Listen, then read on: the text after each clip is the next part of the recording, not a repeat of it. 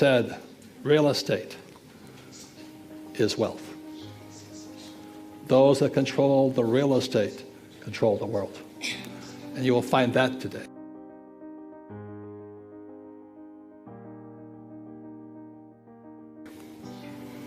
So I do not, most people invest in the stock market. I don't invest in the stock market. I also don't pay taxes. And I don't use my own money. Why? Real estate. So I'm not saying you should invest in real estate, but if you understand the word real estate from Espanol, real estate is real, royal estate. Royal estate. That's why the rich invest in real estate. Okay? Royal. Even today. Even in cyberspace, it's called intellectual property. Real estate. All right? So it's very, very different. So I signed up, signed my name, sat down on the course. 3 days later, at the end of the course, he was a great instructor because he was a real estate investor. He didn't need the money. And that's when you know the guy is real, because you could tell he didn't need the money. He liked teaching. He liked inspiring people. So it's just like my rich dad. He says, you don't need the money. So then the next thing he said at the end of the program, he says, when you leave this program, it's 3 days, Friday, Saturday, Sunday, he says, your education begins now. What you do at the end, as Kenny says, you get through the process of the 3 days and you start again. That's the process. So he says, at the end, when you end Monday morning, your job is to look at 100 properties. 100 properties in 90 days. Take everything I've taught you and look at 100 properties. That was the start. So naturally, if 30 guys and 30 guys, 35 guys in a class, they all say, okay, yeah, we'll all do it. We all break into little teams. And as you know, by Tuesday, they all quit because they're too busy. They got to the school, they didn't start here again. But there's 3 or 4 other guys and we stayed through it, and we went to real estate agents, went through the little files. It was really antiquated ways of MLS, multiple listing services. We were looking for little dinky deals, small deals, because that's all we could afford. We didn't have any money. So we kept looking, I'll go knocking on doors at real estate agents, and realtors, they're not the best investors, are they? No. They're all focused on commissions, normally. And I go knocking on the doors, and the first thing they say to me, you can't do that here. This is Hawaii. You can do that in mainland, in California, Nebraska, but you can't do it here in Hawaii. I was desperate. This guy says, well, I got what you're looking for on the island of Maui. Now, most people think Maui is too expensive. How can that be? How can Maui be affordable? But that's your block. So I flew over to Maui. I found this little 1-bedroom, 1-bath, a condo right in Kaanapali, the richest place on earth. Little 1-bedroom, 1-bath condo for $18,000. So holy mackerel. The property was a little condominium, 1 bedroom, 1 bath, $18,000 US. It was on the beach of Maui. The reason the price was so low is the market had crashed. Smart investors always wait for the crash. So this thing crashed. I had to look at 100 properties once I left the class, 3-day class. I had to look at 100 properties in 90 days and write a 1-page report on each of those properties. As my instructor said to me when I left that 3-day class, I was 26 years old. And the instructor says, your education begins when you leave the class, as your education will begin when you leave this class. So with this here, the instructor said I had to buy the investment for 0 money. Okay? 0 money. Most people will tell you, I can't invest because I don't have money. That's a loser. Please understand this. This was 1974. The dollar had just gone off the gold standard. Everything was coming up fast. So I had to figure out how to buy it for zero. And the reason I say that is most poor people, like Padre Pobre, always says, I can't afford it. I know some of you right now saying, well, I can't afford it. I don't have time. I have children. I have a job. I have bills to pay. And it is those excuses that keep you poor.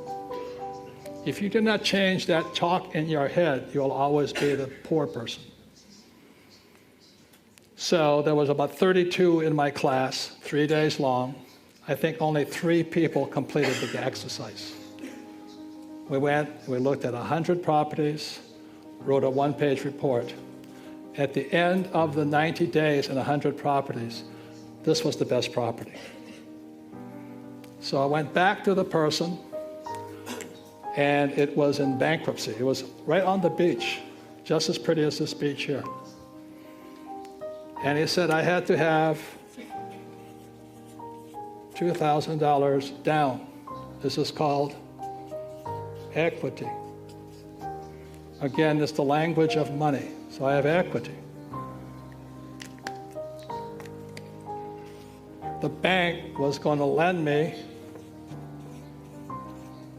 $6,000 in debt. Okay. That was the deal. Now I had the $2,000 in cash, but the name of the game or the exercise was, could I buy it for zero? So what I did was I paid for this property with a credit card. So now it was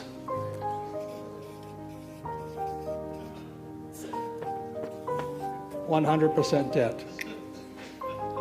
Okay.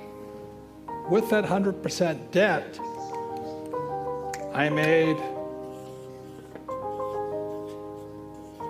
$25,000 a month. Boom. I was a free human being. I never needed money again. If you can make money with no money, that is called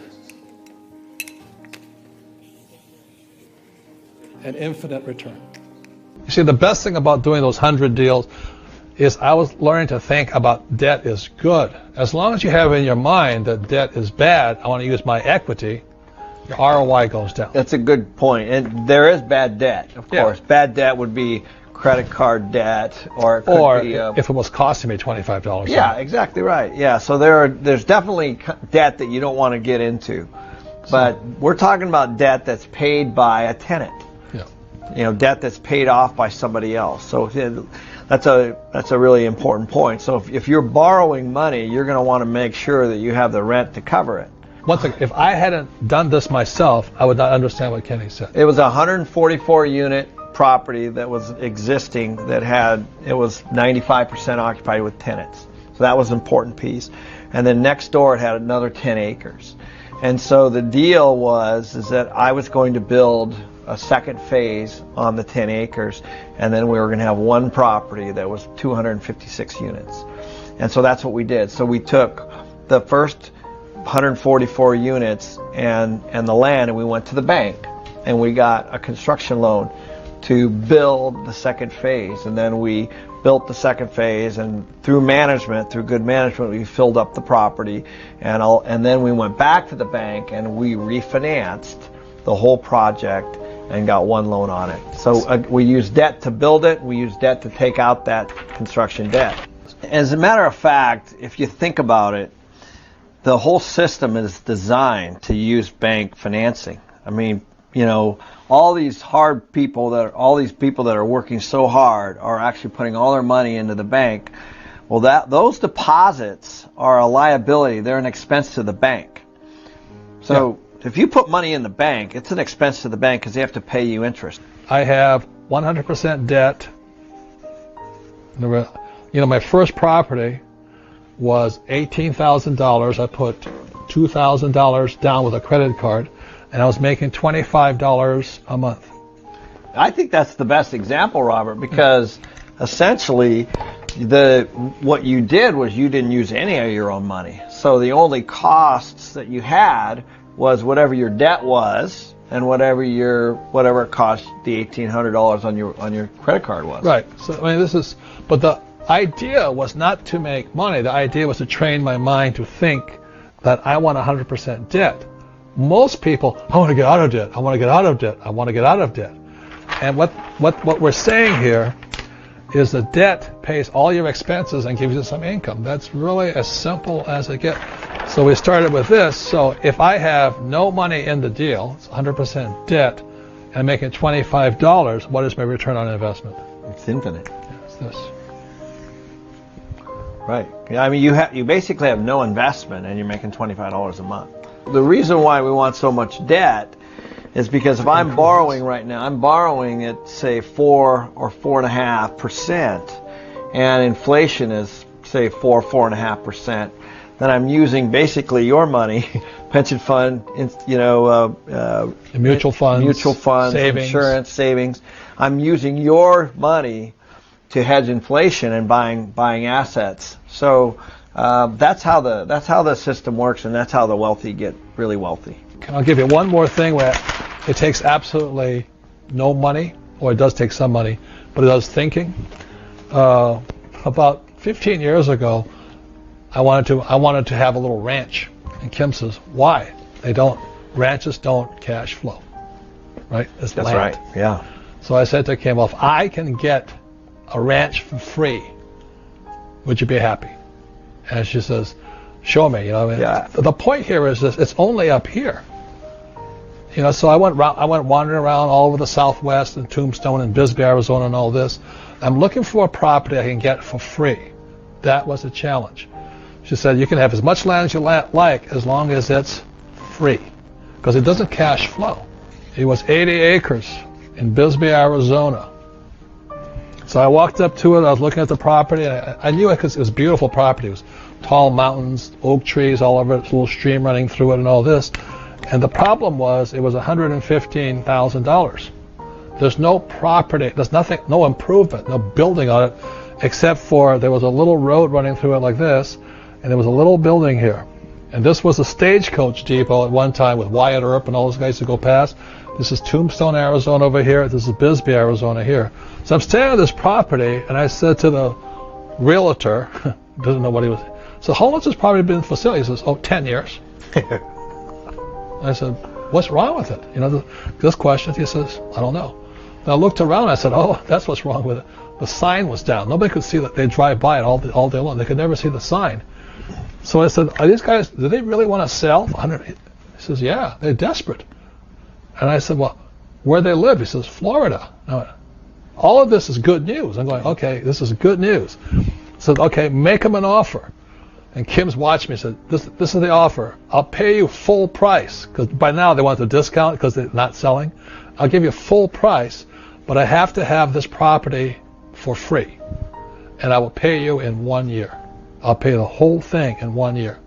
So basically it's called, I took a note, right? So I got a note for $115,000. I take control of this property. This little building here, I put $25,000 into it, and this was the stream was running like this through it, and I built a little cabin right there. So this and this, we fixed the whole thing up, and then about 9 months later, it was finished. I put it up for sale, and we sold that. We sold 30 acres.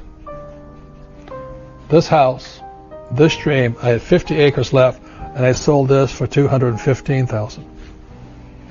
So at the end of the deal, I mean, it's only going on in my head.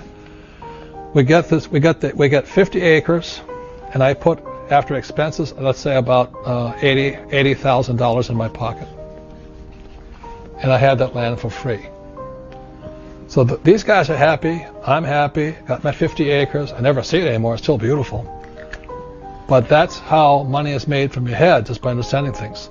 It's all education, and this here happens every day somewhere, every single day. That could be a mobile home park. It could be a corner for for a gas station on a commercial lot. It could be a piece for apartments. It could be a piece for single family. But this is how master plan developers make all their money. They buy a big piece of land and then they sell off parcels to the individual builders.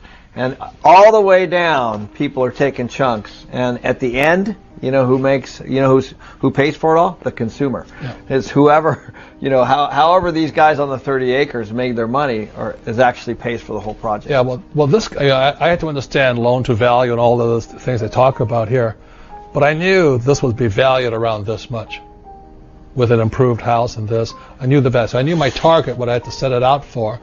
So these guys that went and got the loan, they borrowed whatever they borrowed, but I got the money here, and I had the 50 acres. The point here is done all the time. The one point I just wanted to make was, I think when I first started off in the business, I wanted to just do it all myself. And that was my biggest mistake. Yeah. Was I thought I needed to know everything about everything, and that actually prevented me from starting. And so now I started going to these, it's funny, you go to these seminars and you go to these different places and you see these people that are all trying to do the same thing, and they all have that spark inside of them, and everybody leaves and they don't follow up with anybody. And really, inside of that room is really their own team. So I would just encourage everybody to just start asking. You don't need to know about financing. You just need to find somebody who does, and go ask questions and put them on your team. And you don't even need to be a realtor.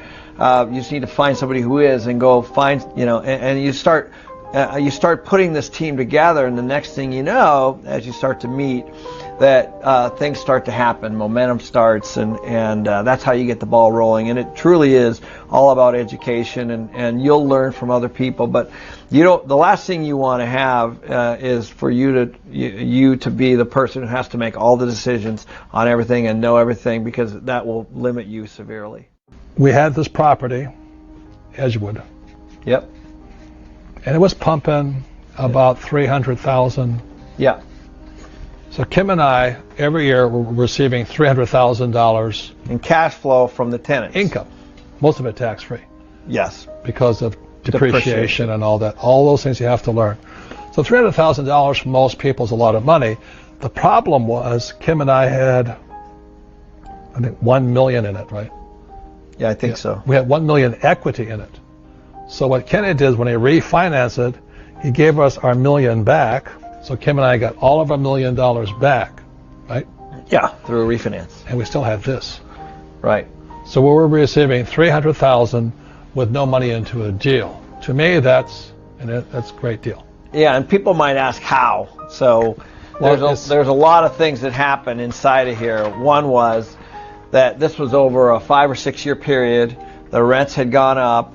We had increased the value, and during that time, interest rates went down.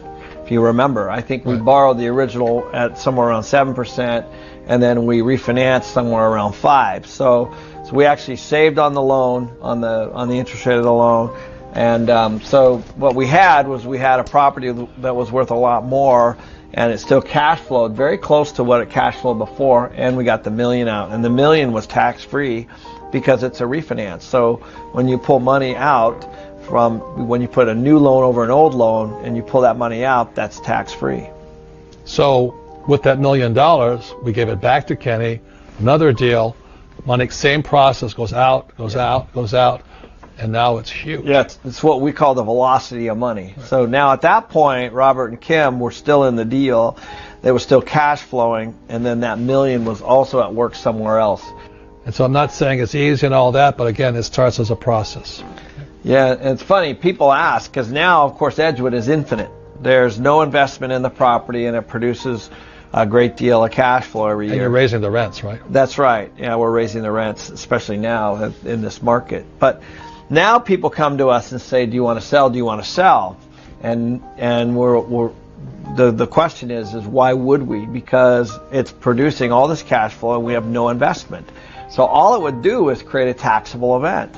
So we don't want the money, if you understand that. Right. See, yes, there's millions of dollars in equity in the project, but we're not interested in that. We're interested in the cash flow. It's a big difference in the way we think. So I want you all to understand this starts here.